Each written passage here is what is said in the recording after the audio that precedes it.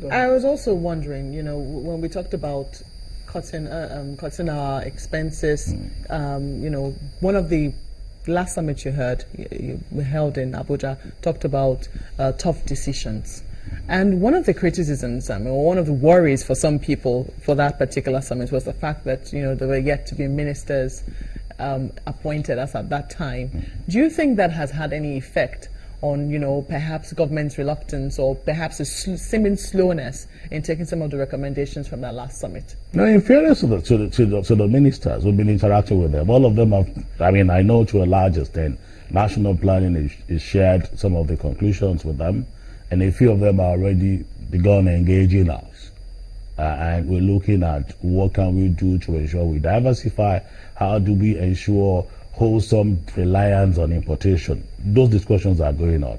But like I said, those are actions that you can't begin to see the effects immediately.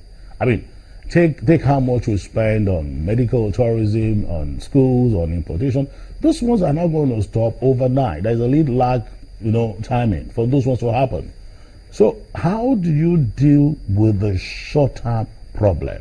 So that you tell people we know what is wrong with our economy, we're taking those tough decisions, and we are on top of them. That's the biggest headache for now. That is very important. Fundamentally, you see, I am so confident about the economy of Nigeria that, look, fundamentally, we will get by this problem. But at what cost? There's a saying that is teaching time saves 9. There are decisions we ought to have taken 5-6 months ago that we haven't done yet. For instance, you see, we need to deal with our FX challenge. Now, we've heard the argument about devaluation, non-devaluation. And for us at the NESG, we're not getting involved in it. Because the truth of the matter is that we don't have enough of it. There are people who have those foreign exchange. And you see, you can't fix prices for that. I do not think that the power market rate is the right price. Neither do I think the CBN rate is the right price. The price is somewhere in between. And you're going to allow some discovery. You're going to allow some freedom in the bond market to buy and sell. That will give us an idea of where the price is. Look, again, we are aware that there are a number of investors who want to come into this country. But if I bring in my dollar at 199 or 197, right? And I sign my certificate of capital importation at that rate, what happened to me if 6 months down the line, the rate is gone to 240? Wow, who will pay for that loss due to currency? It's a big if. That's a very big if. If the federal government is saying we're not devaluing, and they've been hammering on that, well, what is the guarantee that 6 months down the line they're going to be devaluing? The thing is that this issue was not a discussion 2-3 years ago when we had sufficient reserve, when the inflow from oil was high, and we had other sources. So everybody knows that you don't have it, and we know where the position is with regard to oil prices. And the signs are that, look, they're not going to change significantly, right? We are not saying that the primary market rate is the rate, but we show that where central bank is on the rate. I say, you see, in exchange rate dynamics, that's what we call the crawling peg, manage exchange rate. Where you look at it and you begin to look at, you don't make it exactly floating, neither is it fixed. There's a managed relationship in between the two. And if you listen very well, most economic analysts, including everyone, believe that the right rate is in the middle. But you can't fix it. You must discover it. Speaking about diversifying the economy, what do you think we should do about Ajaokuta Steel Complex? Well, you see, there's a number of saying that its cost is expensive, it's whatever. But in spite of it, I believe that we could look at it and look at whether we can even produce those small pillets that can work alongside. But I know the mines and power people are looking at it in details. But if there are people that want to, for me, that's the concern about government money. If people are discussing with us foreign investors and they do the cost-benefit analysis and they believe they can use it, why don't you let them have it? I worry much if we are putting our scarce resources inside it and it's still not going to make us effectively competitive. But if you don't evaluate, the cost benefit analysis, and say foreigner that want to partner with us and bring in their own money, why wouldn't we let it go? What's really the fear of investors coming in? Because some people say sometimes it has to do with the somersault policy that you get to see sometimes. A policy comes in place that should protect the investor who's coming in, and some other time you get to see some other thing that kicks against such a policy or such an investor's interest. A case in point is, it was also in the news, NESG saying that they are in support of the tariff, electricity tariff increase. Tell us the understanding of NESG that may not be on the same level with some other Nigerians. I'll tell you a few things. For any investor, right, investors understand risk. You can price risk into your cost, right? What you can price is uncertainty. Because no matter how brilliant you are, it's just an uncertainty. You don't know it, so you can't price it in. But if you have what is stable, what is certain and determinable, you can sit down as an investor and say, well, people can say Nigeria is too risky, I don't want to come. But you will say, well, this is the extra interest we're going to put on Nigeria because this is the risk level. And then take a decision. But when you have uncertainties, today you are here, tomorrow you are not there, today you are taking a decision, the guys don't even understand what to do. So they can't even take an effective decision. But that's a risk as well. There is a difference between risk and uncertainty. Right? You see, that difference is major. The fact that you can manage risk because you can know what is the upside, what is the downside, what I need to do. But nobody can manage uncertainty.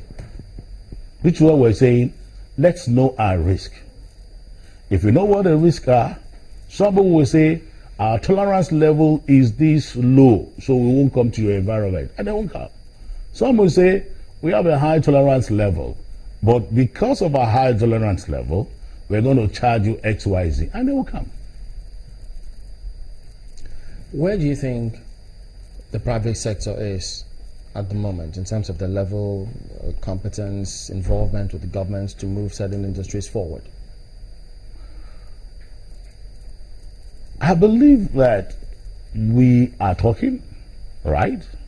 And we are talking. As a matter of fact, a number of, beyond the NESG, a number of private sector groups are always there. And a number of people, Nigerians they're so committed, they're passionate about this country. And they're not short of always wanting and willing to give whatever support to government. And so they're doing it, right? And so we've seen a lot of traction in terms of talking and getting engaged. What we're not seeing enough is acting. And look, I tell people, I say, you know what, we've done a lot of meetings, a lot of conferences, a lot of reports that you can pick up what you have there, just look at it and say, where are we today, and start running what you have. We need to act faster on all those areas. So if you were to weigh in on the electricity debate, which is another area that I think a lot of people, especially manufacturers, are concerned about, what would you say to, which side would you be on? They don't understand what side you are on. What I'm trying to say is that whatever is the present, let us know it. Let's be determinable. We have this law, we've established it, we've said this is what we're going to use, and we're going to do it over a period of, let's do it. If you have issue about performance, let the Nigerian Electricity Regulatory Commission deal with that. That's where you set institutions. But to come and say you have laws, you want to now overturn the law or do something else, no, we shouldn't do it. It's not proper. You look at what we said, that there must be respect for sanctity of contracts and rule of law. Whatever you want to do it within the ambit of law. There's a regulatory agency that's set up. So deal with it. Go and discuss it. The Senate, I think, most likely will be having a hearing on it. Would you be making a representation at that hearing? Sure, we will. All we're trying to tell them is that look at the law, follow the laws. And there are currently laws guiding how to review tariff, what is being done. But you can't abandon the law and will behave as anything, You can evaluate the work that the discos and likes are doing and say, look, you ought to have delivered this too. Because again, if you look at all the agreements, there are certain things that they need to do. So based on performance, you then can begin to say, you haven't performed enough. Give us a guarantee. You do your own, I do my own. That's when you evaluate performances. But not to say, we won't pay, you won't do that. Once there are laws, we must follow the laws. That's what we feel. Okay, now just very quickly, as we we're already winding off. You talked about short term being the headache.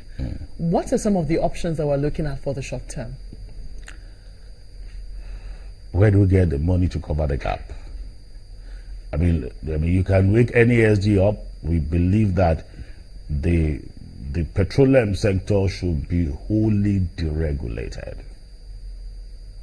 I mean, what we're trying to do is still because we can release tons of cash in those areas. That's the only asset we have.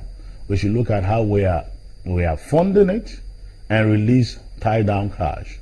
One area I will have tell you will have released money to us, but I know will take a lot to do is go back to the issue of land use decree and take it out and make sure we can use those assets to raise money.